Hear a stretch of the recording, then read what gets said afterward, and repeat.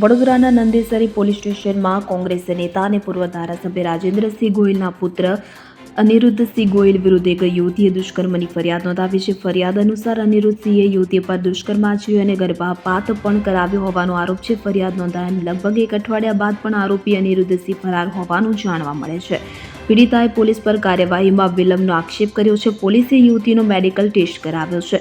તપાસ ચાલુ હોવાનું જણાવાયું છે, પરંતુ આ ફરિયાદને 6 દિવસ થઈ ગયા છતાં આરોપી ન ઝડપાતા હવે પીડિતા સામે આવીને પોતાની વેદના ઠાલવી હતી. પીડિતાએ આક્ષેપ કર્યો છે કે અનિરુદ્ધે તેની સાથે દુષ્કર્મ આચરતા તે પ્રેગ્નેન્ટ થઈ હતી અને પીડિતાએ ગર્ભપાત કરાવવાની ના પાડી હતી. ત્યારે તેને મારતો હતો તેમજ પીડિતાની મરજી વિરુદ્ધ અનિરુદ્ધ ગોહિલે ગર્ભપાત કરાવી દીધો હોવાનો આક્ષેપ કર્યો છે. આ સાથે પીડિતાએ આ બધામાં અનિરુદ્ધના મા-બાપ, મામા-મામી અને તેના મિત્રો સહિત 7-8 લોકો અને નર્સની પણ સંડોવણી હોવાનો ખુલાસો કર્યો હતો. જો કે આ ફરિયાદ નોંધાયાને 6 દિવસ થઈ ગયા છતાં આરોપી અનિરુદ્ધસિંહ ગોહિલ હજુ સુધી પકડાયો નથી, જેથી પીડિતાએ હવે ન્યાયની ગુહાર લગાવી છે. Bureau report CN24 news. હવે જુઓ દેશ દુનિયાની તમામ ખબરો તમારી આંગળીના ટેરવે.